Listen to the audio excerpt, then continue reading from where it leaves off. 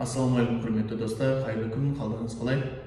Бүгін сіздермен аттары әлемге танылған, тарихта қалған кісілердің өмірінен өткен оқиғалармен және басынан кешкен сонда қиындықтармен бөліскім келіп тұр. Бұл сіздерге не үшін ғибрат алу үшін және де өзіңіздің мақсатыңызға қол жеткізу үшін табандылық, күш, қайрат, жігер керектігін түсіну үшін және сол күш қайраттарыңызды арттыру үшін. Америка құрама штаттарында сіздер білетін боласыздар, көпшіліктеріңіз Discovery деген, Nat Geo Wild, National Geographic деген сондай керемет пайдалы ақпараттар беретін телеканалдар бар. Соның бір бағдарламасында жүргізетін Bear Grylls деген кісі сондай экстремалды жағдайда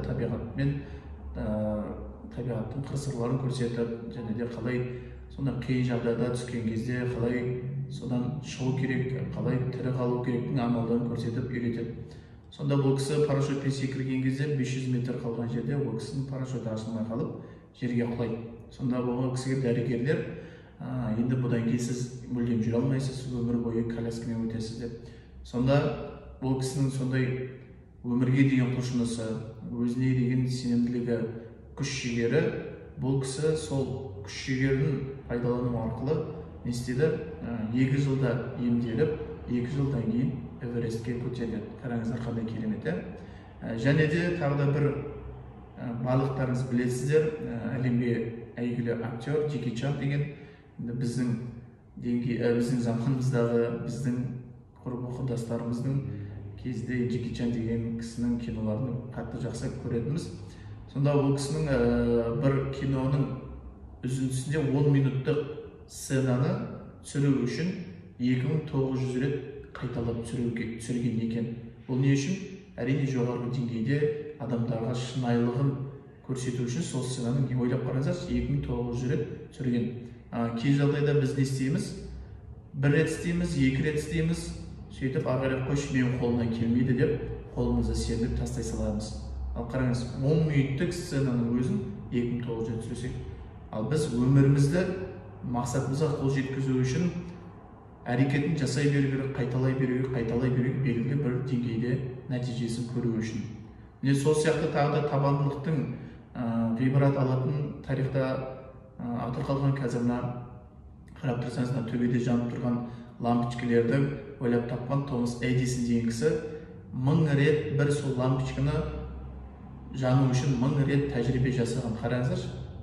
Сонда тіпті ол кісінің өмірінде жаңағы зертханасы өртеніп кеткен екен. Сонда ол кісінің жүзінде ешқандай өкініш, ашу ыза көрінбейді. Сонда әйелі сұрайды, қалай сен жаңағыдай ашуланбай тұрсың, қалай сен өкінбей тұрсың, қалай сен сондай байсалды, салмақты болып тұрған оқиға қарап тұрсың дейді ғой. Сонда бұл кісі айтады, бұнымен біздің сәтсіз тәжірибеміз өртеніп кетті. Енді бізге жаңадан бастауға бұл мүмкіндік деп қабылдаған екен. Сонда біз мақсатымызға жету үшін, құрметті достар, не істеуіміз керек? Табандылық танытуымыз керек. Ешқашан берілмеуіміз керек.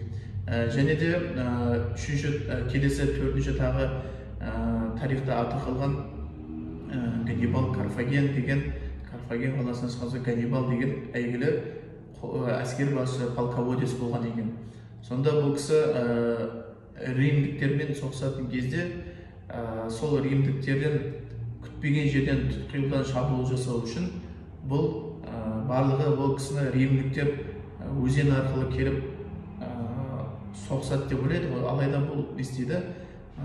Басқа тактика қолданады. Сонда бұл кісі бүкіл әскерімен Альпі тауларымен өтіп тұтқиылдан шабуыл жасаймыз деп. Сонда қараңыз, бастапқыда сол Альпі тауларынан өту үшін келген кезде ода 90 000 әскер және 12 000 атты әскермен шыққан екен. Сонда уақыты келе сол таудағы қиындықтардан тіпті адамдар өте алмайтын сондай жерлер болған екен. Сонда қараңыз, бұл атты әскерінен, жалпы әскерінің 50%-нан сол таудан өтетін кезде 50%-нан арылып қалған екен. Бірақ енді бұл жерде тек қана таудың қиындықтары емес, сонымен қатар жолда кездескен сол жергілікті тайпалармен соғысқан кезде сол жолда сатқындар болған, сөйтіп айналып келгенде 50% әскермен барады, бірақ десе де ол римдіктерді жеңеді. Бірақ соңына дейін, енді тарихта соңына дейін апармайды, бірақ бұл кісінің қателігін істейді. Римдіктерді соңына дейін апармай, олар бізге жеңілу керек, капитуляция беру керек деп қаланың сыртында отырады. Бірақ римдіктер осы уақытта күш жинап, керісінше сол Ганнибалдың қолданған әдісін өзіне қолданады. Яғни бұл римдіктер сол жерде Ганнибалдың Римнің айналасында тұрған әскермен соғыспай, сол Ганнибалдың еліне барып, сол жақты жаулап, әскерін әлсіретіп, сөйтіп соңында енді Ганнибал қуғындыққа ұшырап, қашып, сөйтіп жасынып өмірінің соңына өтеді. Бұл жерде ғибрат неде? Бізде мақсатымызға, құрметті достар, табандылық танытуымыз керек. Қараңыздар, қаншама мың адаммен шықты, 50%-дан айырылса да ол мақсатына қарай баруды тоқтатпады. Енді бұл жерде тағы да бір керемет мысал келтіргім келіп тұр.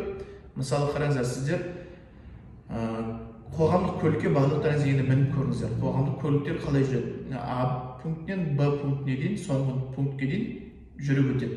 Екі ортада қаншама аялдамаларға тоқтайды. Бірақ осы аялдамалардан біреулер мінеді, біреулер түседі. Кейде автобус лық тола болады, кейде бір-ақ адам отырады. Бірақ автобустың мақсаты не? Келесі соңғы нүктеге дейін жету. Екі ортада адамдар міне ма, мінбей ма, көп бола ма, оған мақсат ол емес, мақсат ода соңғы нүктеге дейін жету. Мінекей сол сияқты біз өмірде шыққан кезде мақсатымызға қарай адамдар кездеседі, біреулер жәрдемдеседі, біреулер уақытша болады. Бірақ сіздің мақсатыңыз, сіздің негізгі өмірдегі адамдар өміріңізді адамдарға немесе белгілі бір дүнияға байламау керек, өмірлеріңізді мақсатқа байлау керек. Сондықтан, құрметті достар, әсіресе желі маркетингпен айналысып жатқан кісілер, ойламаңыздар, бірден адам тіркеліп қалды, бірден мен сауда болмай кетті деп ойламаңыздар. Барлығын рет-ретімен қойсаңыздар, жоспармен жүрсеңіздер, және соған табандылық танысаңыздар, әрине ол орындалады.